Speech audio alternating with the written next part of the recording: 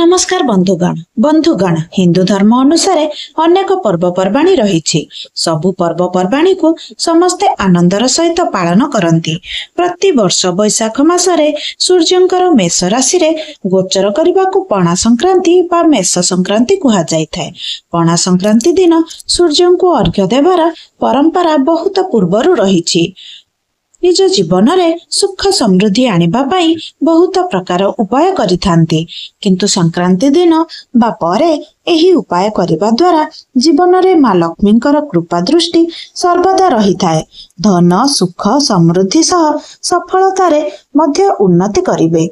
आजी आसंतु जानिबा पणा संक्रांति दिन कौन सही 5टी जिनिस खाइबा द्वारा पूरा वर्ष धनर कमी केबे भी रहिबो नाही। एही संक्रांति रे जेउ कार्य करिवे सेथिरे सफल हेबे।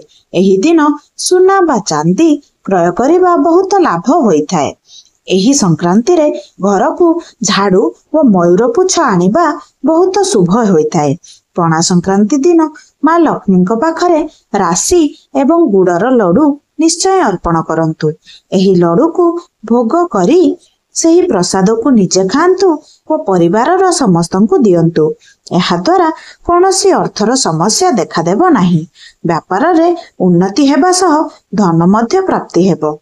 संक्रांति दिन खेचड़ी करी सूर्य देवता को अर्पण करंतु और एहा सह सही प्रसाद को परिवार रे खांतु और गरीब लोकों को दान करंतु। एहा द्वारा माँ लक्ष्मी प्रसन्न होइथांती एवं मनस्कामना पूर्ण करिथांती। माँ लक्ष्मी को कदली व अंगूर भोग लगांतु एवं सही भोग को परिवार रे बांटंतु। एहा करिबा द्वारा परिवार रे कोनोसी सदस्य असुस्थ थिले बहुत शीघ्र भल होई जिवे। एही संक्रांति दिन बा परे लूण खाइबा उचित। एहा बहुत शुभ होइथाए। माँ लक्ष्मी सर्वदा प्रसन्न होइथांती।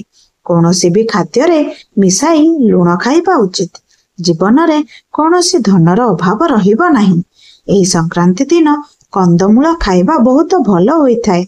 निजे खाइबा और परिवार रे समस्तंको खाइबा को देबा उचित।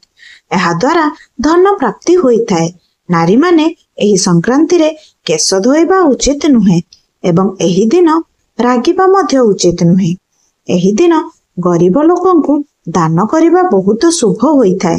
माँ लक्ष्मी आपणଙ୍କ ऊपर सर्वदा प्रसन्न होइथांते।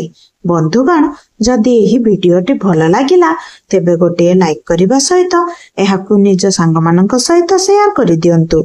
एमिति नुआ नुआ वीडियो देखिबा पाई आम चैनल को सब्सक्राइब करि दियंतु एवं पाखरे थिबा बेल आइकन को निश्चय दबाई दियंतु। बंधुगण भक्ति रे थरे निज इष्ट देवंक नाम कमेंट बॉक्स रे अवश्य लिखि दियंतु। प्रभुंक कृपा हेले आपणक जीवनर सबु दुख कष्ट दूर होई जिवो। वीडियोटी को शेष पर्यंत देखिथिबारु आपणकु अशेष अशेष धन्यवाद।